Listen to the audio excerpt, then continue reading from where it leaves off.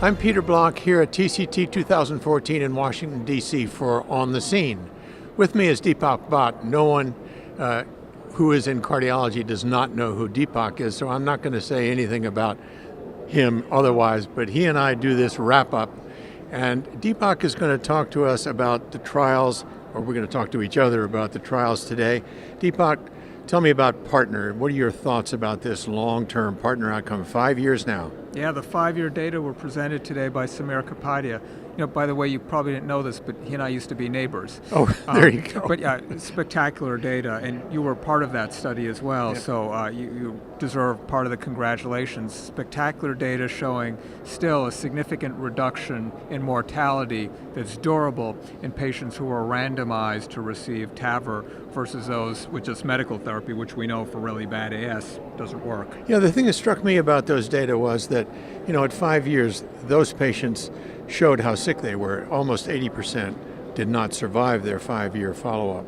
But for the control group, there was only one that was still alive. That's right. I wouldn't want to be in that control group. No, You know? and I think the answer is yes, even in these sick patients, it makes you feel better, certainly, and it gives you some survival advantage. And it's very difficult a priori to know whether you're going to be in that really sick group that doesn't benefit from TAVR. Lots of folks want to do it. Few people have figured out how. So I think a patient that's a good candidate for TAVR, we ought to offer it. You ought to put a TAVR in. There you go. Okay, let's move on. Another trial, ISAR closure. So ISAR closure is an interesting trial. It randomized manual compression against a femoral closure device. Short version here is really quite simple. It was a non-inferiority trial, and the closure device was non-inferior to manual compression. Well, you might say, big deal, so why don't we just compress everyone? Turns out that the closure device not only made coagulation faster and closure faster, patients got up more quickly, all the things that we know clinically seem to be appropriate. I think the answer here is that if you're doing a high volume cases and you need to do a lot of patients, a lot of throughput, a closure device is the way to go. Absolutely. It helps cath lab throughput, and this study confirms in a randomized trial, which is an important contribution, you know, prior work for the most part has been non-randomized, confirms that we're not creating complications by putting in closure devices. So that's good news. So I want your sort of thoughts about the core valve issues. 2 core valve trials, Deepak.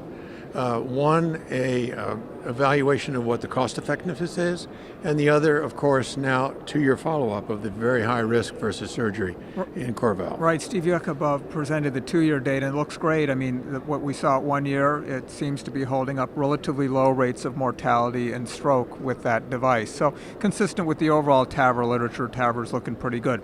The cost effectiveness analysis that Matt Reynolds presented, also very interesting. That was specifically looking at the core valve data and showed that it was pretty cost effective compared to other things that we do in medicine like dialysis and so forth.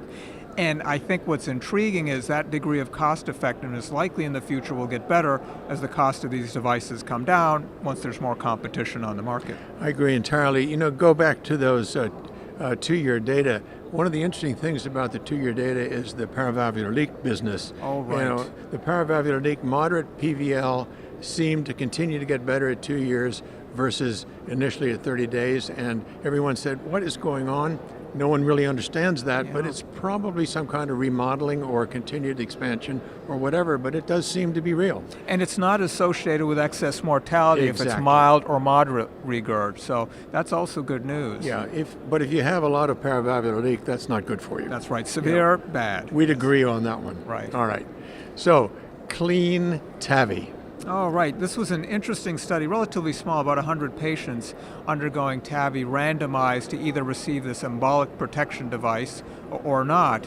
And it was looking at MRI of the brain, diffusion-weighted MRI, and found more bad signals if you didn't have the embolic protection device than if you did. So that's interesting and important, and confirms that there might be some benefit to this approach. The study wasn't powered to look at things like stroke, but that would be the next step to see in a larger study whether this sort of embolic protection would actually reduce stroke associated with TAVR. And if it did, you know, that would be a big advance. Yeah, this device is a windsock device that goes into the innominate on the right and the left carotid. And I talked to some people who did some of those early studies, and they said every time we take this thing out, there's stuff in it. Well, no surprise, right? Stuff goes north. The question really is, to my mind, does it make a difference as far as stroke and heart outcomes are concerned? And I think we just have to wait. This is too small a study to tell us about that. Yeah, I agree. I mean, intuitively, it should make a difference. In carotid stenting, we know there's a lot of junk that comes out of those filters. But here we're talking predominantly about aortic arch embolization. And as the devices get lower profile, probably that degree of embolization goes down. But there might still be a role for these sort of embolic protection devices. I think the jury is still out on that one as well. So there you have it for a quick wrap up of today. 5 important trials and lots of good information. Nothing I would say so far that is world shaking and different and will change the way we think about things, but the peripheral closure devices may be an important step. I think so, and just overall for TAVR, I think it's really more positive news. It's just saying TAVR's looking pretty good, even with longer term follow-up. I think it's here to stay. Thanks, Deepak. So.